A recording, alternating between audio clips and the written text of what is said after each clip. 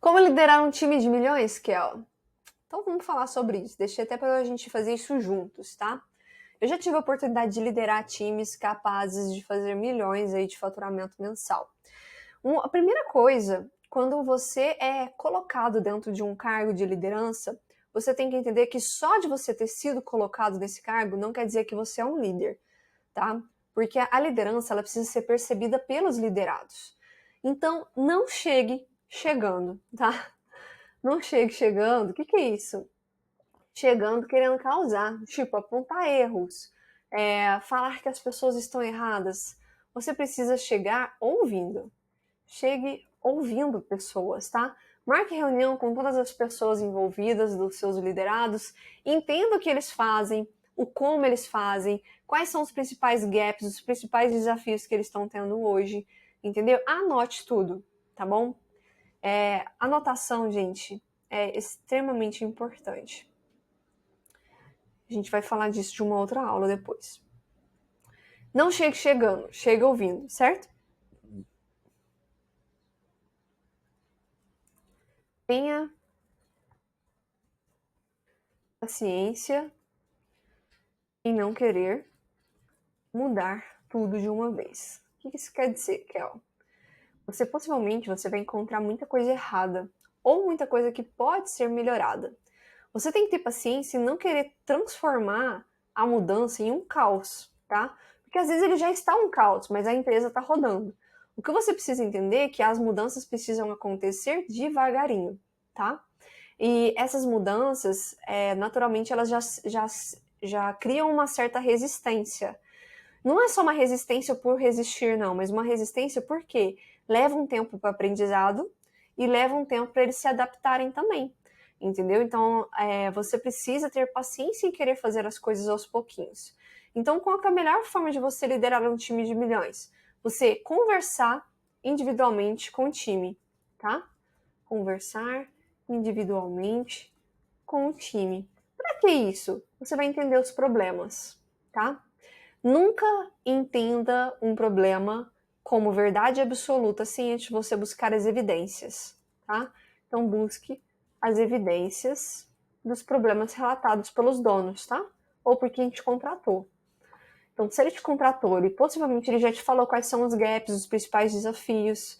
Então, tome nota disso, mas busca evidência disso, entendeu? No dia a dia você vai verificar se de fato aquilo está fazendo sentido, se é daquela forma mesmo, se tem alguma coisa que pode ser melhorado, tá bom?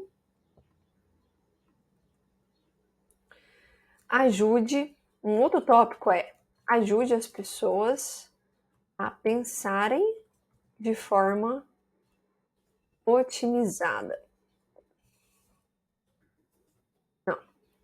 Um outro tópico aqui que vocês precisam aprender é ajudar as pessoas a pensarem. Por que disso? Olha, eu posso dizer que 80% dos lugares onde eu passei, as pessoas se acomodaram e não pensavam mais. Elas esperavam as coisas acontecerem, as coisas chegar no colo dela, entendeu? Uma das coisas que acontece quando entra um líder de fora, né, é que os líderes que estão dentro do negócio pensam, por que não era eu? Por que não foi eu? Entendeu? E aí, o que você tem que identificar? Quando você identifica aqui, conversando individualmente, você vai ver aquelas partes de resistências, hábitos, formas de pensar, crenças. Você consegue ver também que essas pessoas, elas pararam de pensar, entendeu?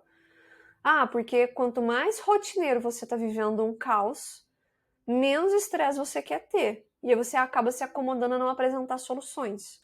Ou então, durante muito tempo, você apresentou soluções e essas soluções não eram ouvidas. As pessoas param de pensar, entendeu? Elas começam a viver simplesmente o fluxo. Então, você precisa fazer um resgate disso, tá? Um resgate da forma das pessoas pensarem de forma estratégica. Um outro ponto é o resgate da cultura.